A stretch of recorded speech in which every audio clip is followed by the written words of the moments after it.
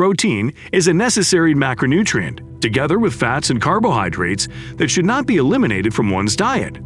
Proteins build the human cell and repair tissues. Protein can be obtained from animal and plant sources. Some supplements are also healthy and offer the same value as protein. Some of the highest protein sources are eggs, milk, almond, chicken breasts, cheese, lentils, Greek yogurt, fish, and protein powder. Proteins have amino acids, beneficial to people suffering from chronic illnesses like dementia. Protein also helps with weight management by making you feel full quickly. It also boosts strength and energy in adults. Protein diets have become common in recent times. Bodybuilders use them as supplementary diets and then balance diet choices for weight loss enthusiasts. Somehow, amid all the excitement, some overzealous people are eating too much protein in the process. We will tell you how much more people eat in the video soon, so keep watching. When you have to decide the amount of protein to eat, many things to consider. A person's gender and physical activity levels help calculate how much protein one must eat. This video will answer the question, how much protein is too much? As an adult, your protein intake should not be less than 0.8 grams per kilogram of your body weight. If you are an athlete or someone who works in high-activity spaces, you should consider eating about 1.5 to 2 grams of protein per kilogram of your body weight. That is subject to your level of activity and fitness goals. As approved by a certified dietitian, you can overconsume, as we all do on some days. Yet the real health challenges come when you start overeating proteins each day. The prolonged consumption of over 2 grams of protein per kilogram of your body weight is what will cause some harmful effects. So having only steak for all your 3 meals is not ideal for your body.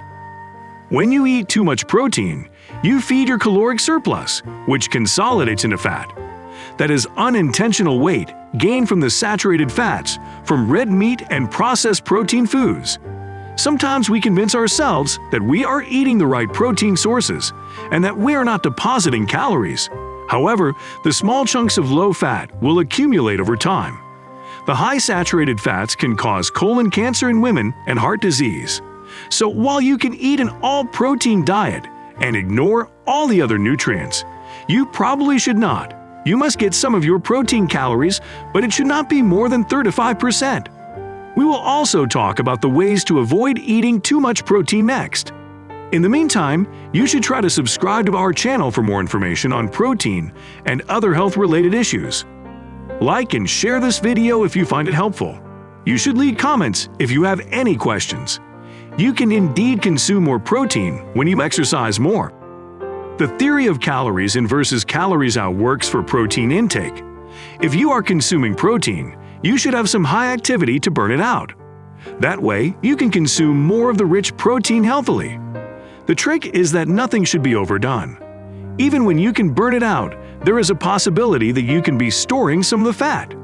The critical position that eating too much protein could get you is not to weigh the promise of a weight loss that reverses anyway.